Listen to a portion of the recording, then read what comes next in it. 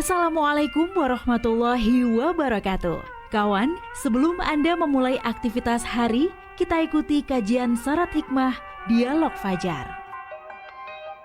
Assalamualaikum warahmatullahi wabarakatuh. Alhamdulillah kawan, saya Fitriana Ayu pagi hari ini senang sekali bisa kembali bersama Anda di program Dialog Fajar. Semoga Anda pun juga sama ya, sudah menunggu setiap harinya, insya Allah tayang setiap jam 5 bersama kawan-kawan pesantren Al-Quran Nurul Falah Surabaya. Dan kawan, beberapa hari lagi gak kerasa ya, kita harus berganti kalender menuju ke 2025. Siap gak siap? Rasanya harus siap gitu ya, karena gak mungkin kita mengundur atau dimundurkan dulu. Jangan dulu deh 2025-nya, karena 2024 masih ada yang belum tuntas nih, kan gak mungkin ya.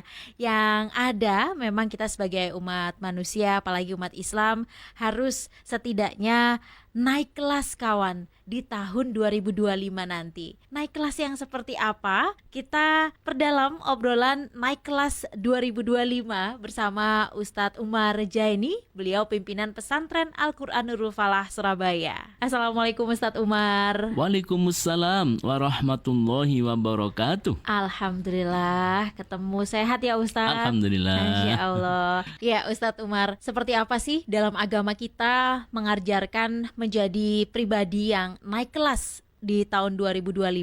Monggo selengkapnya bersama Ustadz Umar Jaini. Assalamualaikum warahmatullahi wabarakatuh. Alhamdulillah, asyhadu an la ilaha illallah wa asyhadu anna Muhammadan abduhu wa rasuluh.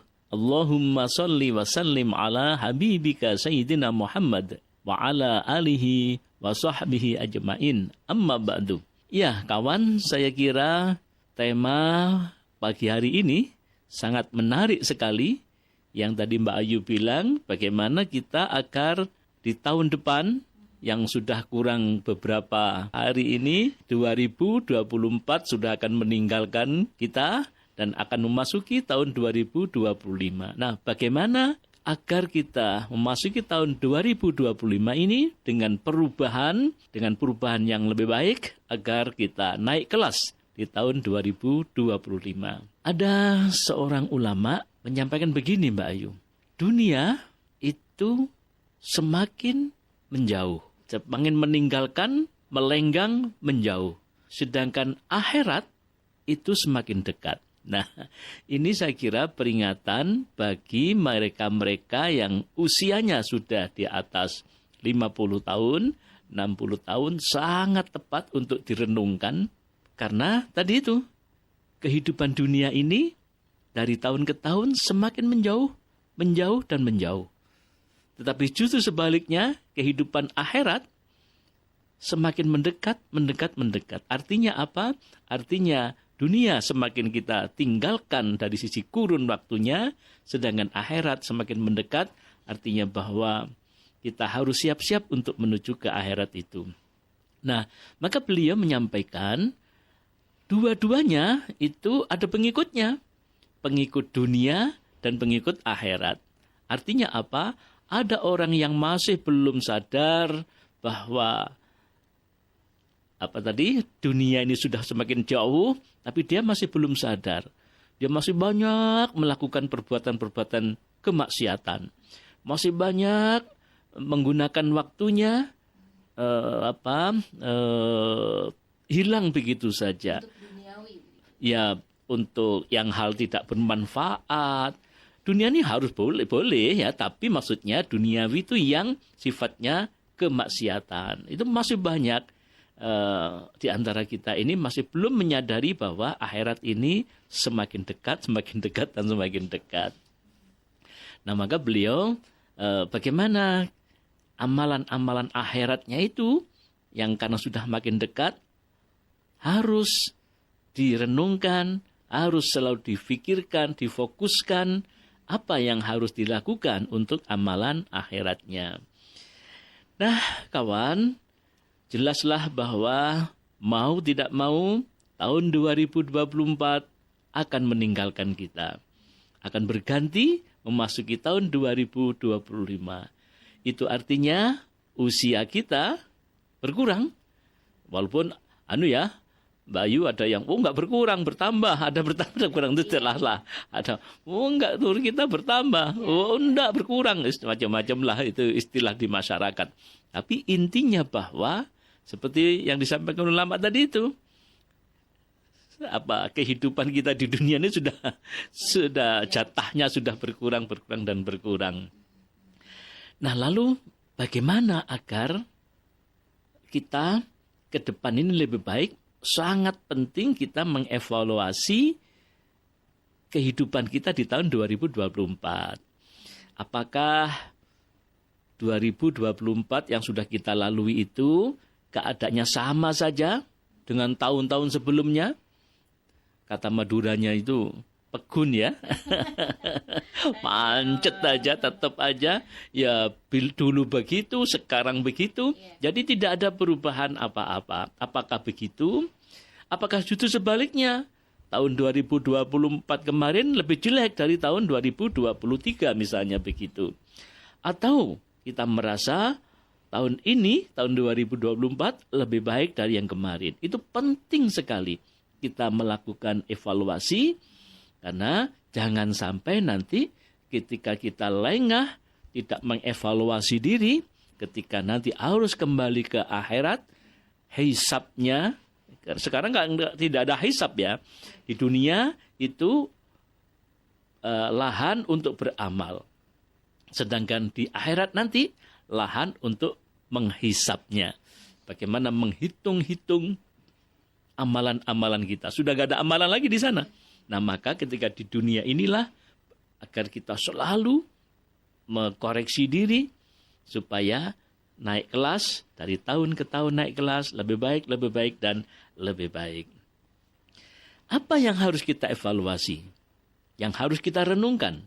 Ya tentu pertama persoalan masalah-masalah spiritual kita. Keagamaan kita, ketawaduan kita. Apakah keimanan kita, apakah semakin baik dari tahun kemarin? Masalah akhlak kita, apakah makin baik atau sama saja atau bahkan lebih jelek? Na'udzubillah. Itu yang perlu kita evaluasi dari sisi spiritualnya, tingkat kepatuhan kita, ibadah kita kepada Allah Subhanahu wa taala. Tentu yang lain adalah juga masalah ekonomi. Apakah ekonomi kita tahun ini masih sama-sama saja dengan kemarin atau lebih jelek? Perlu kita evaluasi. Karena ya hidup ini kan juga perlu sejahtera gitu kan ya. Sejahtera juga perlu ada peningkatan ekonominya.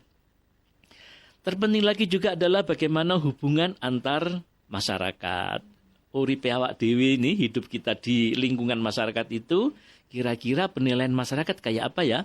Walaupun kita tidak terlalu fokus juga untuk bagaimana masyarakat menilai kita, tetapi kita harus sadar kira-kira kontribusi kita, kemanfaatan kita itu di tengah-tengah masyarakat apa.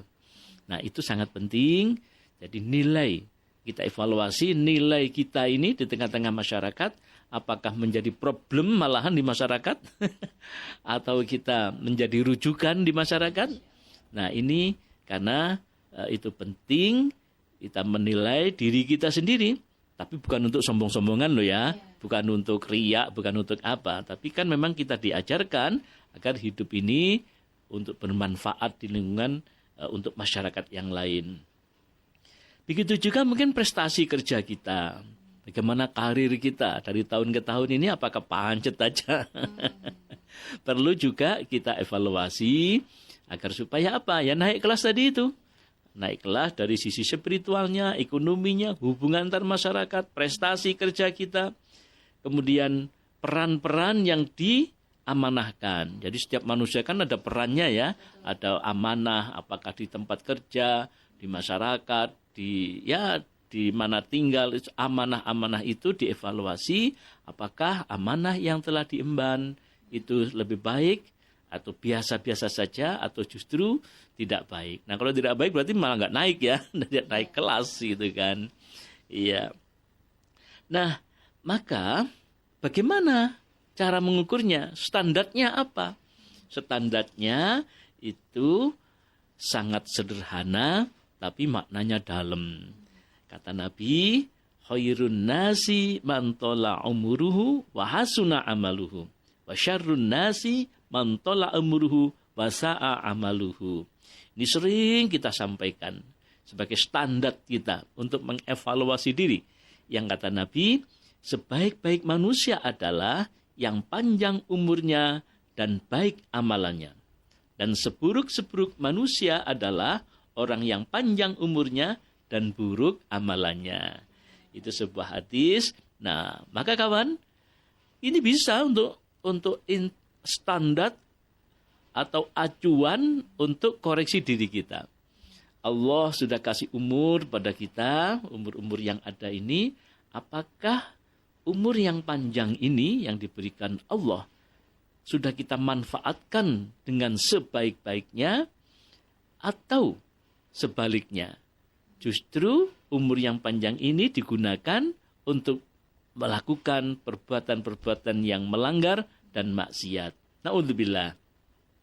Jadi standarnya sangat mudah, tapi pelaksanaannya yang susah gitu kan. Ya, tinggal mengoreksi kita ini. Bagaimana kira-kira lebih baik apa enggak umur kita ini? Kalau lebih baik, maka itu khairun nas. Tapi kalau tidak lebih baik, syarrun nas. Nah, itu standar yang diajarkan oleh Rasulullah Muhammad SAW. Nah, maka kawan, bagaimana agar kita bisa naik kelas? Maka tipsnya harus fokus dan pilih apa yang akan dirubah dari diri kita ini. Jadi setelah kita mengevaluasi kemarin, seperti ini adanya, lalu bagaimana agar 2025 itu bisa naik kelas? Maka silakan fokus, pilih.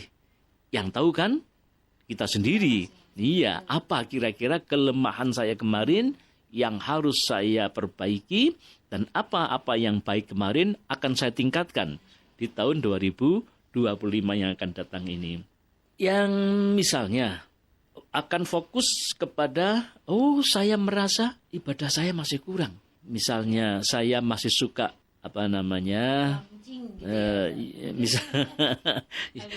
sholatnya ya paling masih gopang-gopang, masih sering lalai, dituntut pekerjaan, sholatnya tertunda-tunda misalnya. Kalau yang sudah bagus ditingkatkan sunnah-sunnahnya, sunnah tahajudnya, puasa Senin Kamisnya, kemudian sodakohnya itu ditingkatkan. Yang kurang-kurang diperbaiki. Itu dari sisi peribadahannya. Mungkin dari sisi akhlaknya. Dari sisi akhlak, saya ini kok merasa masih kikir ya pada orang lain misalnya. Itu setelah evaluasi, ya kita perbaiki di tahun depan akan lebih baik lagi. Kemudian dari sisi akhlak misalnya, ngomong saya ini kadang-kadang kok ceplas-ceplos ya, kok nyakiti orang lain ya.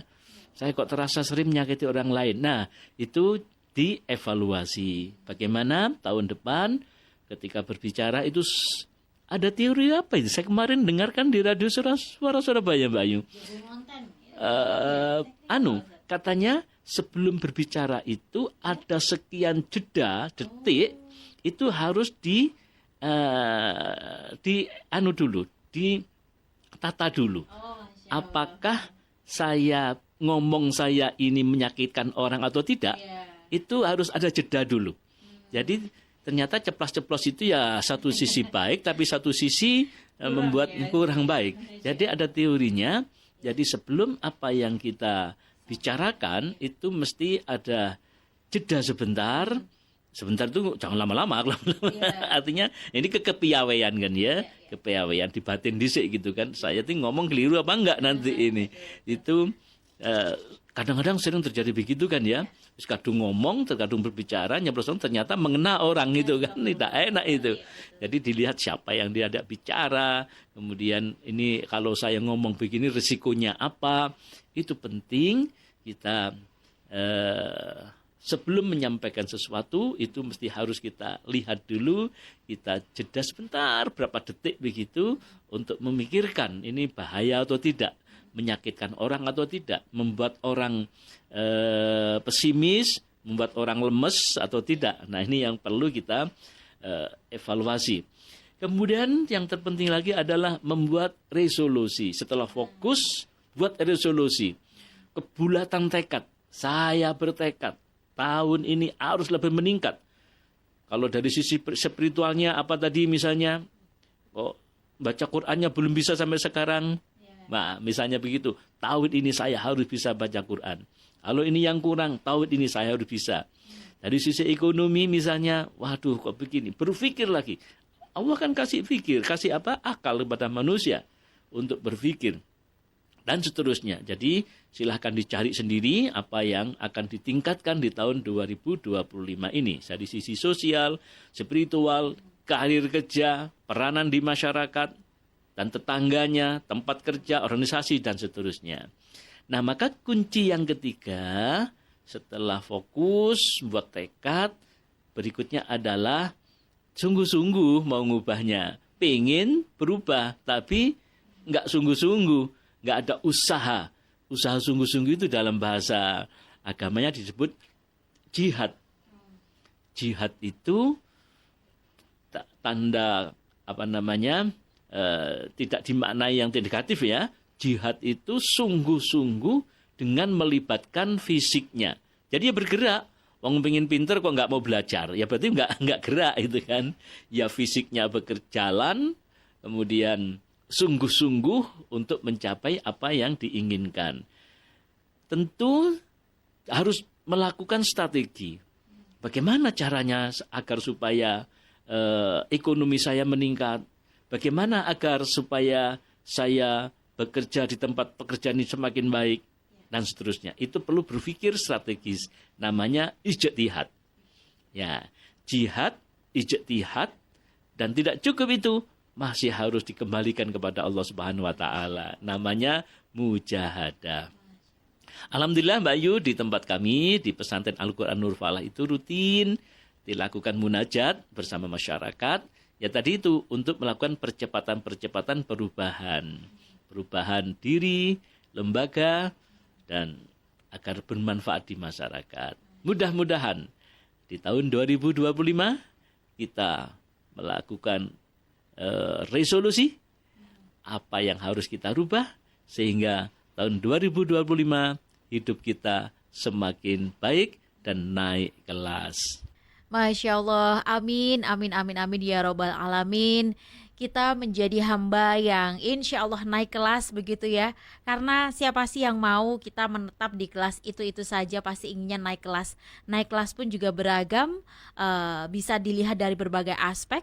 Satu di antaranya dari spiritual kita, kawan. Semoga bermanfaat ya apa yang disampaikan oleh Ustadz Umar Jaini pagi hari ini. Kita tutup kawan dengan doa kafaratul majlis. Subhanakallahumma wa bihamdika nashhadu an la ilaha illa anta nastaghfiruka wa natubu ilaik. Saya Fitriana Ayu dan juga Ustadz Umar Jaini pamit. Wassalamualaikum warahmatullahi wabarakatuh.